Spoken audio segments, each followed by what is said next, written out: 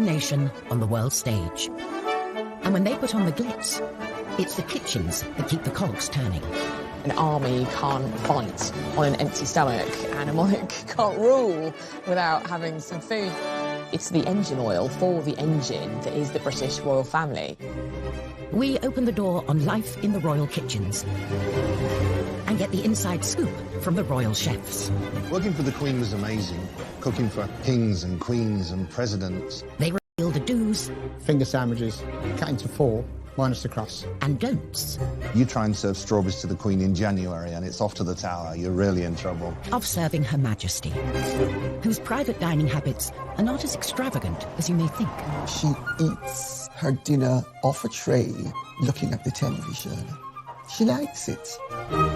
We discover the lengths our royals go to in the name of diplomacy. It's very phallic. They didn't have to put the whole thing in their mouth, which would have been pretty gross. And delve into the shocking history of royal health and safety. It's a wonder, really, that the whole place didn't go down with cholera and typhoid. And reveal how Harry's kitchen curiosity could have scarred him for life. If I'd not been like Usain Bolt racing across the floor, he would have yanked that pan down. This boiling water would have gone all over him. These are the secrets of the royal kitchens.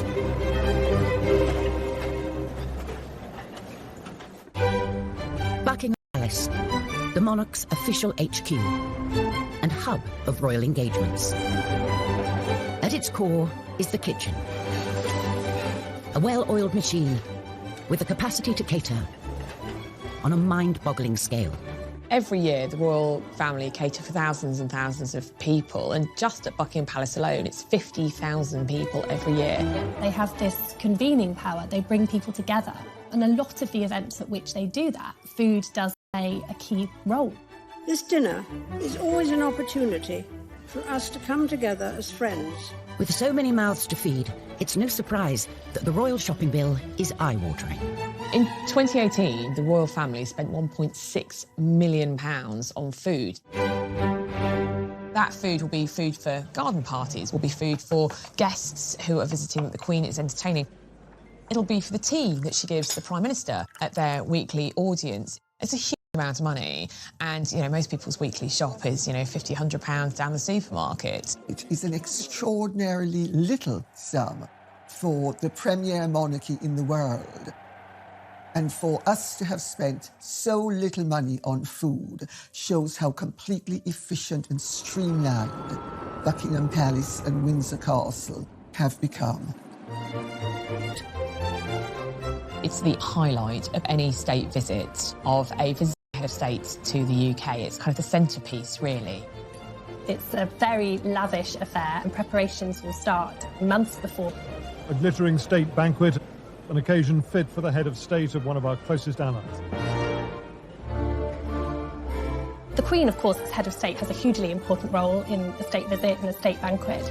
Unlike in the United States, the British head of state is not limited to 2 terms of 4 years. And the banquet is this incredibly sort of personal aspect of the visit to her. I certainly know that the Queen has personal involvement in the menu. She consulted and collaborates with her chefs. One of those chefs was Darren McCready, who worked in the royal kitchens for 11 years. Working for the Queen was amazing. Cooking for kings and queens and presidents. When the Queen was holding a state banquet, it was his job to create a menu for the VIP guests. The first thing they take into account is, are there any allergies? Do they not eat shellfish? Does the president not eat broccoli? It's to show the best of British, locally sourced, something that's quite fresh and quite light. They'd only use seasonal fruits in the summer, only use asparagus right time of the year. Nothing really was imported. And if possible, something off the estate, maybe some salmon from Balmoral or some venison from Sandringham. That attention to detail is selling brand Britain. So both the way it's prepared and what it is speaks volumes. The 4 courses for the state banquet. There's the starter, which is always fish, the main course, which is always meat, and dessert is a fruit course, and then coffee and petit fours.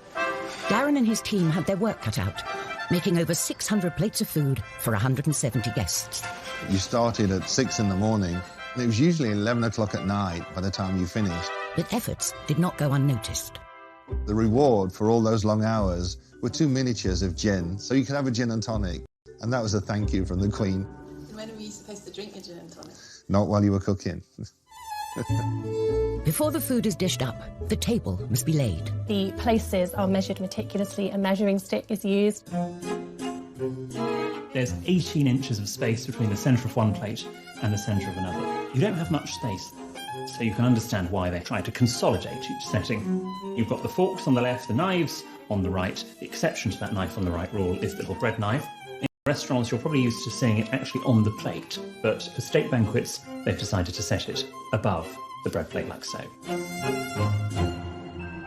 There's even a secret system to prevent the Queen's food being tampered with.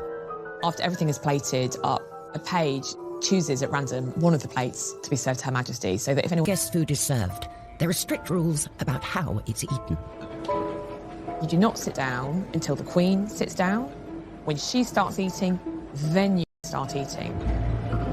And traditionally, you would have to finish eating by the time the Queen would finish eating. So in years gone past, you know, courtiers would be kind of desperately trying to eat their food quite quickly. Queen Victoria was a famous gobbler, so people would often not be finished by the time she was finished, so they had to gobble their food as well. In Western culture, a lot of our dining etiquette is put in place to minimise the awareness that we are eating. It's small mouthfuls, a straight back, hands in the lap when we're not eating. And so with the royal family, they follow these rules in order to focus on building the rapport with the visiting dignitary that's sitting next to them. And for the diners, there are unspoken rules about who you talk to and when. If the Queen is talking to the guest on her right, which will be the visiting head of state, then the other female guest will talk to the person on their right. And then when the Queen switches, then the ladies switch and talk to the person on their left. And certain topics of conversation are firmly off the table. Politics is a good thing to avoid. Money is another good thing to avoid. And sex is another good thing to avoid. But just because you can't talk about sex doesn't mean you can't flirt. And to wash all that splendid food down, there's an array of drinks to hand. But they also come with a set of rules. The glasses that is closest to you is the glass that is used first. A champagne flute for the toasts. Then the smaller of the wine glasses is for white wine, generally with the fish course. Then a larger wine glass for the red wine, for the main course. And then a small glass for port. And then you have your water glass, and that's always detached from the other glasses because that glass stays on the table throughout the meal, whereas the other glasses will be cleared as the banquet progresses. Despite intimate knowledge of the rule book, things can still go. Prince Philip uttered blast as his glass dropped to the floor at a state banquet in 2003. Luckily, heads of state get all the produce in and prepare it. And when the menu book goes up to the Queen, she puts a line through the dishes that she doesn't want. She has a HP pencil, and she'd tick one or add something that she would prefer. If she's out for dinner, she puts a line through the page. And if she's got guests coming, she'll put 2 or 3, so we know that she's entertaining. The Queen has particular tastes that a chef ignores at his peril. She knows what she likes. Nothing too spicy, because she meets that many people. The last thing she wants, I can smell garlic in my breath, or last night's curry. The Queen doesn't eat garlic, and the Queen doesn't serve garlic, because the Queen is concerned that garlic clings to the being, and you can smell it on the breath. If food is offered out of season, heads will roll. You try and serve strawberries to the Queen in January and it's off to the tower, you're really in trouble. 9 a.m. and it's time for breakfast. Typical breakfast for the Queen would be in her own sitting room. She'd have some hot tea and then a bowl of cereals from a plastic Tupperware container. It might have been served on a silver tray in, you know, lovely porcelain, but it was still kept in Tupperware containers, just like in anyone else's kitchen back at home. Prince Charles has a very particular breakfast routine as well. Whenever the Prince of Wales came to stay with the Queen, he always arrived with that hamper of his own produce. And in the kitchen, we'd have jars of bottled plums from the Highgrove Garden. The instructions were to put 2 plums and a little juice into the bowl and send it in to him for breakfast. I'd send in 2 plums and he would make 1. So they'd come back out after breakfast, and I'd put the other plum back into the jar and save it. So one morning I thought, okay, he only eats one for breakfast, so I just put one plum in the jar and sent it out into the dining room. And the footman came through and said, His Royal Highness said, can he have 2, please? So I had to keep sending 2 in every morning. This wholesome breakfast is a far cry from Queen Victoria's morning spread. It was famously elaborate. It included things like lamb chops, fowl, tongue, eggs, bacon, potatoes. She just went for it, and it's no surprise that she... The current Queen is more likely to enjoy rich pickings at lunchtime, especially at Balmoral. Balmoral affords recreation as well as relaxation. Hunting, shooting and fishing. There's trout in the streams nearby and salmon at the right time of the year. And when they get a good catch, the kitchens spring into action, cooking a lunchtime dish of grilled fillet of salmon with a watercress sauce, one of the Queen's favourites. And royal chef Des Sweeney was the man to do it. The salmon would have been caught in the River Dee behind Balmoral. Des worked as the Queen's chef for 3 years. This is a smallish salmon. It's about £5 in weight. It's a bit of a go-to safe dish, one that the family enjoy, one that she likes to present to guests. The Queen's guests would fish for salmon. Staff were allowed to fish. If they caught one, they would offer it to the Queen, who would politely decline. So I've got a fillet off. These are pin bones. They're very, very small. And if you're doing a large amount of salmon for like a state banquet, it's a very tedious job. A few years ago, when the Queen Mother was alive, unfortunately she got a fish bone stuck in her throat. Traditionally, you swallow bread, and bread will take it down. But this day, it didn't work, so they had to get her to the hospital quite quickly, apparently. It wasn't me. So here I've just taken the skin off the back of the salmon, and then we just portion it up. The Queen famously hates waste. From the tail ends, we make fish cakes that go down to staff, or that would go to breakfast dish. The Queen eats very sensibly, really. Meals at a regular time. She doesn't have big meals, doesn't have late meals, and it's really good for your metabolism to live like that. So it's been filleted, lightly oiled, and I'm just going to grill it very simply. We make a few portions, normally 1 spare, just in case the worst happens, we drop one, or the tray gets spilled, or something like that.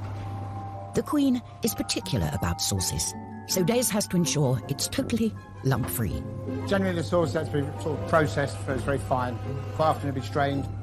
So for plating up, I'm going to use some Norfolk Samphire, just on the bottom, just gives it a little texture. So there you have a grilled fillet of Balmoral salmon, watercress sauce, a light lunch fit for a Queen. So with the Queen's lunch sorted, it's time to feed the corgis. And it's anything but a dog's dinner.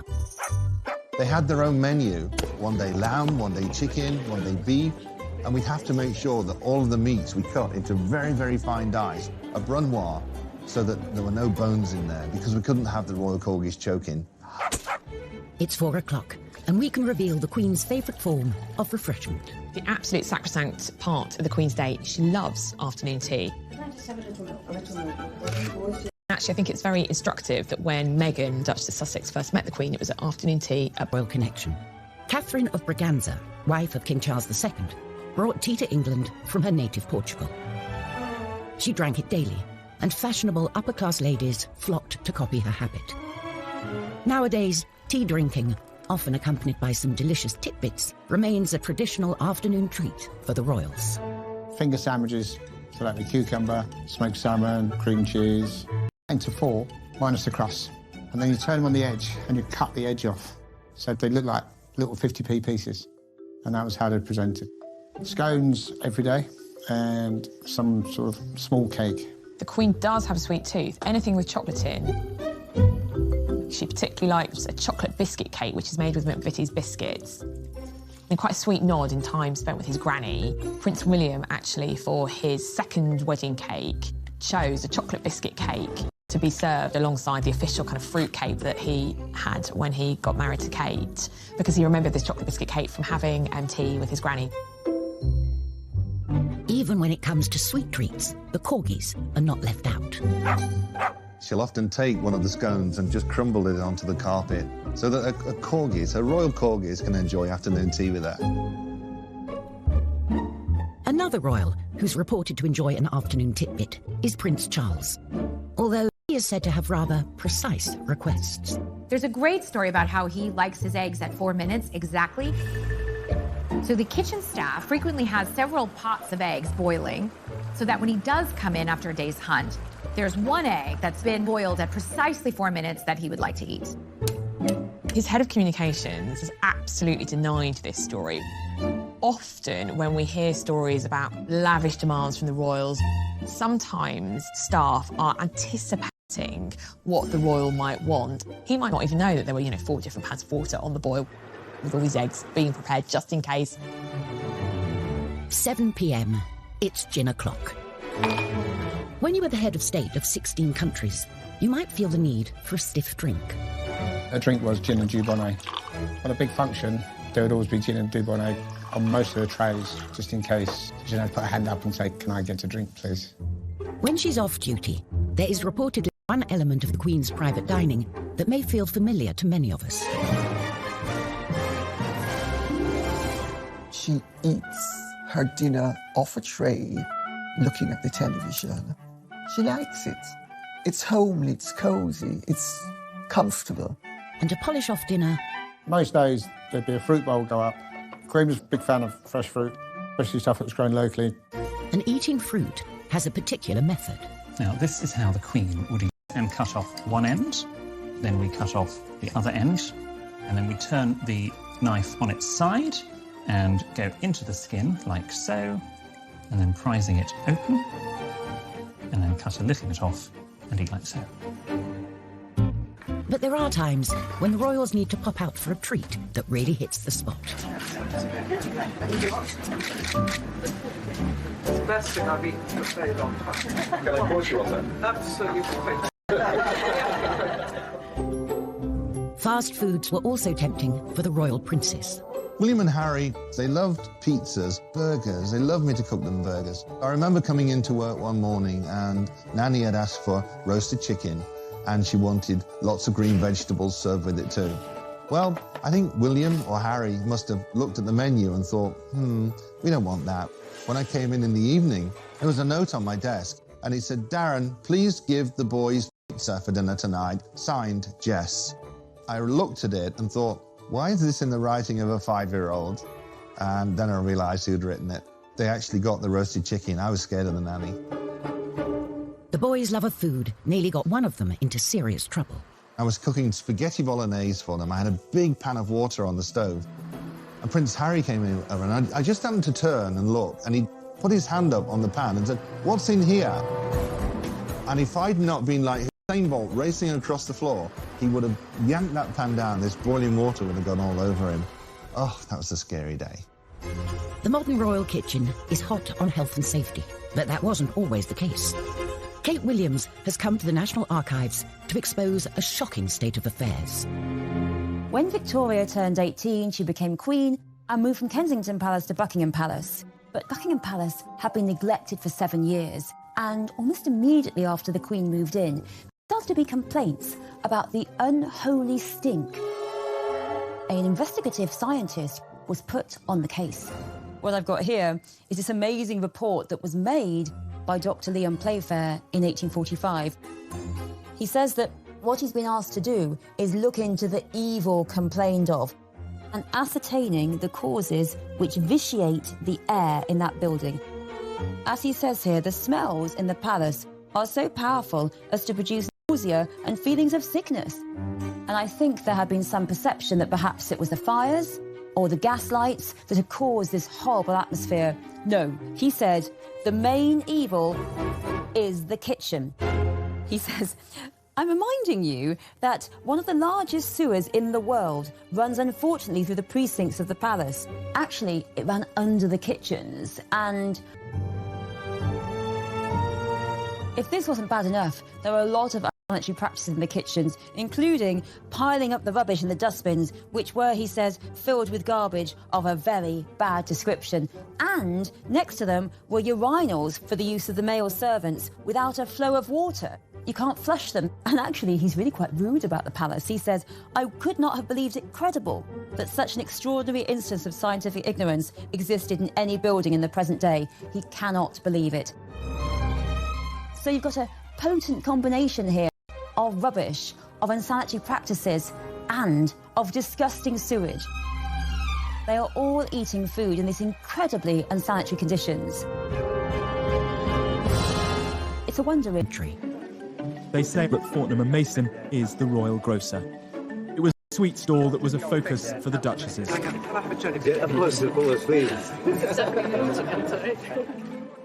It's not to be confused with freebies. The royal warrant recipients are not necessarily providing free swag to the royal family. They're just preferred suppliers. And brands need to have supplied a royal household for 5 years. Then they can upgrade their packaging. When a business is granted a royal warrant, that allows them the opportunity to display a royal coat of arms on their packaging. Obviously, that's a huge accolade. But like all of us, royal tastes can change. Sometimes royal warrants can be revoked just because the royals have decided that they've gone off something. So Carr's Water Biscuits, which used to supply cheese biscuits to the royal family, they reapplied for their warrant and it wasn't granted. Balmoral is a company that has been supplying the monarchy for generations. A whiskey distillery, first granted a warrant by Prince Albert in 1848. On a recent visit, Prince Charles got stuck in, checking the goods were still worthy of this honour. We just got food, and then we were getting apples and pears, particularly tin pears. With a nod of approval given, it's back to Balmoral, where the kitchens are gearing up for a visit. Chef Darren McGrady accompanied the royals on several trips, and it's safe to say they don't pack lightly. All the equipment would go from Buckingham Palace. Knives, spoons, ladles, pots, pans, dishes, everything would go up to Balmoral Castle. It took lots and lots of planning. You had to make sure that all the food was ordered to go into Balmoral Castle, where we were going for 4, 6, 8 weeks. And although the kitchen staff and equipment are the same, the royals like to muck in. Prince Philip loves to cook 3, 4, 5 nights a week. They would actually go off and barbecue in the hills. That's when the royal family liked to sort of relax and let their hair down. Once the trappings and routine of royalty are quietly laid aside, the few precious unwinding weeks at Balmoral are a time too for a gathering of strength for the year ahead. The job of being royal is strenuous. Prince Philip was very interested in food, and he'd come down and help choose the ingredients for the barbecue. And the Queen used to put the salad together. Food is still chopped up in the kitchen, so all they have to do is mix it up. For us, it was good. It was more like a night off. Still served on nice china, it's still served on nice silver, but they serve it themselves. And then afterwards, the Queen would actually rinse and scrape the dishes. I mean, imagine that. However, some felt it wasn't fitting for the Queen to be getting her hands dirty. Once when Mrs. Thatcher was up at Balmoral, she noticed that the Queen was doing the washing up without gloves. So Mrs. Thatcher went and bought her some rubber gloves and sent them to her, which was rather sweet. The sort of present that she would love. It wasn't just gifts that arrived unexpectedly. I was in the kitchen, I was on my own in there. And this old man walked in. And he was wearing tatty old clothes, and he'd got this cardigan on with the arms all worn out. And he said, "Where's the chef?" And I said, "I'll just get him for you, sir." And I went down and found the head chef, and I said, "The gardener wants to speak to you." And he went back upstairs, and I walked with him. And he said, "Oh, good morning, Royal Highness." And I thought, it's not the gardener, it's Prince Philip. The kitchens also play a key part in royal travel. The royals all over the world. The Royal Yacht Britannia arrives at Monrovia in the African Republic of Liberia with Queen Elizabeth, who is winding up her tour of African nations. On board, the Queen hosted politicians and dignitaries. And for the chefs, logistics were at the top of the menu. The food had to be sent down to Portsmouth, where it could be loaded onto Britannia and put in the freezers. And by the time we flew out with all the fresh produce, we were there, we were planned, and we were ready to cook. But cooking on a ship has its own challenges. You're in a confined space, the kitchen's not very big, you don't know where anything is. There was a lot of people, a lot of dignitaries, a lot of VIPs, a lot of security. A lot of them would come through the galley. So you'd be cooking away, and next thing there's more people walking through. It's like, is he working in the kitchen or is he VIP? I don't know what he is. For a royal chef, the show must go on, come hell or high water. We were sailing into a storm, I put chocolate souffle on the menu, and that was a big mistake. It'd gotten around to my course, I put the souffles into the oven, and I went outside, and the storms were getting worse. I came back inside, looked at the souffles, and they were rocking around in the bowl. I just went outside, threw up over the side of Britannia. Oh. Sometimes it was so bad, the Queen would helicopter off and fly ahead, and it was like, okay, it's going to be rough. And of course, Prince Philip loved it. Yay, let's go, because he used to be a sailor. On tour, digestive disasters for the royals are to be avoided at all costs. When a royal goes on tour, huge consideration is given to what they eat. Just a little bit. Individual tastes taken into consideration. They might say, well, Prince William likes curries, or, the Queen, for instance, famously doesn't eat shellfish. Not because she doesn't like it, but because obviously shellfish can give you an upset stomach, and if you're doing an important diplomatic tour, you don't want to miss a day because you're sick. She takes her bottled Malvern water, and that's all she drinks. Sometimes food and drink can prove to be a diplomatic challenge. Now a coconut shell is handed to the Queen for the ceremonial drinking of the kava. She often has to eat things that she might not privately wish to eat. Here, the mixing and drinking of the kava is of the greatest importance. But she does it because she's very dutiful and she doesn't want to offend her hosts. To the Western palate, the taste is, well, unusual. When our younger royals have been faced with unfamiliar delicacies, they don't always maintain their composure, as Emily Andrews witnessed. When I was on tour with William and Kate in 2016 in Canada, we were at this lovely kind of presentation of seasonal Canadian produce. Sun was shining, Kate was looking gorgeous. I was like, oh, this is lovely. Phallic looking, kind of long tube and kind of a bulbous part at the end. It's a delicacy and you eat it. And so Kate and William were kind of going around the stalls and we were all as pressed, kind of waiting for them to present it, this geoduck clam, and what would they do? And bless them, they both tried it. They managed to stifle any kind of giggles. There was a slight giggle from Kate.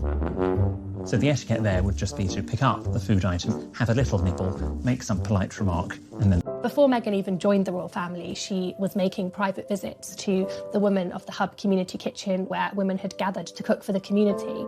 This is the one project Meghan has made her own. The community kitchen in the shadow of Grenfell Tower the Duchess of Sussex has been coming to for many months. And she said how she instantly felt very at home and very welcomed by that community. And a big part of that was this sort of common love of food. She loves with us, and then she knows about our family, we know about her, so it's nice. And she came up with the idea of making a cookbook. So using all the ladies' recipes and indeed her recipes to raise money for this community kitchen. With the attention that someone of her celebrity can bring to this cause, the book has been flying off the shelves. The money that it raised was ploughed back into the community kitchen. It was completely renovated. And I remember at the launch, Meghan said that she felt that she'd almost come home meeting these ladies because it was a kind of such a melting pot of different nationalities and identities, and how food bound them all. Before she met Harry, Meghan wrote publicly about her love of creating in the kitchen. We know the most about her in terms of food in comparison to anyone else because, of course, she had a blog called The Tig where she wrote about her love of food and she shared recipes and she spoke about the meals that had influenced her and what her view on food was. She likes to eat clean and green. There's reports of her wanting to eat vegan during the week, so very much kind of plant-based food, and she certainly I don't think eats a huge amount of red meat. The modern royals seem to be much more interested in food, healthy eating, and I think that's exciting. For royals of the past, healthy eating wasn't a priority. Henry VIII lived a life of gluttony and excess, and championed grotesque and meaty concoctions in the kitchen. Cockentrice was one of his favourites. Historian Kate Williams is going to meet Andrew Clark, a chef who still uses an open fire and has been preparing this calorific creation. Oh my goodness, I've read so much about the cockentrice and I've never actually seen one, and there it is. Half pig and half chicken. It looks like the most terrifying mutant thing I can possibly imagine, kind of what might happen to us post a nuclear Armageddon. You're not going to make me try and eat this, are you? Definitely are. I've really got to live like Henry VIII. Okay. Trotters, and then the chicken legs. It's so gross. The cockentrice was created by taking half a pig and half a chicken and stitching them together. There's no nice way of stitching this, really. It's all quite Frankenstein. Henry VIII's kitchens were the largest in Tudor England, making over 800 meals per day. Pretty freaky, huh? The cockentrice was roasted on an open fire and served up by the king to his waiting VIPs. If you're Henry VIII's chef, you're just giving him a big signifier of his power here. You're really showing off his brilliance, because only he can afford the best people who can make this incredible, creative, time-consuming dish. Henry basically spends the equivalent of £5 million on a massive showing off. How can we think of the craziest thing to do? I know, let's stuff a pig with a chicken. You know, how fun is that? Would you like to try some? I'm kind of terrified, and also I'm quite excited because it does smell good.